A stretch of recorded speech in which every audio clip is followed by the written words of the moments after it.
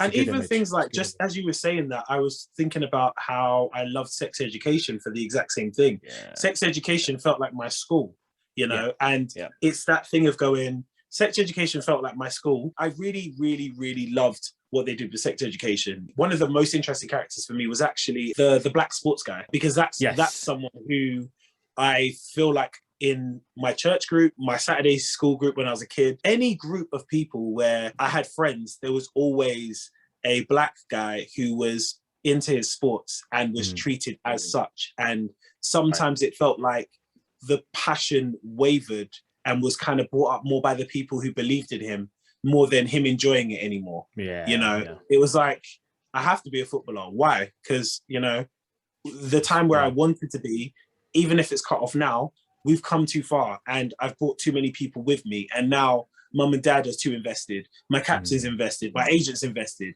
These people are invested. And I can't just say no anymore because my life is not mine anymore. The talent is. And, to the point where the kid had to injure himself to get out of it, I was like, this story is a real story.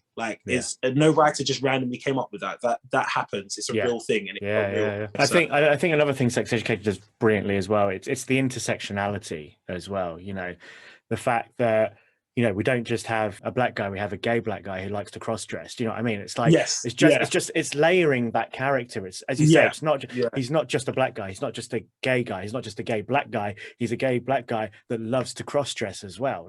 There's all these different layers to his character. You're like, this is a complete human, I enjoy that's one of the I love seeing rounded characters, playing rounded characters.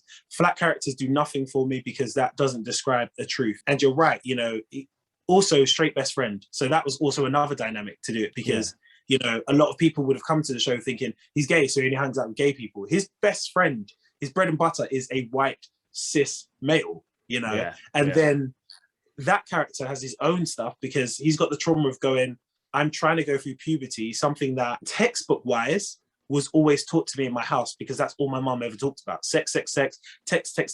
But when it came to me actually living it, that was a different story. Then you've got the whole thing that was going on with, I think her name's Maeve. It's not Maeve. Maeve. But the girl, Maeve, her background, her things that are going on with her, written so well. And I think one of my favorite ever episodes was when they dealt with on the bus journey. And all the girls came and decided to take the journey. So small. And for a lot of people, I think it went over their head because a lot of people were just like, it's girls being girls and being friendships and whatnot. It's like, no, what actually happened is they took a stand against something that has been happening to women for so long. And they took a stand in a very, very non-confrontational way, but everybody felt safe. Everyone felt secure and everyone felt loved. And I thought that was a really important scene to be put there.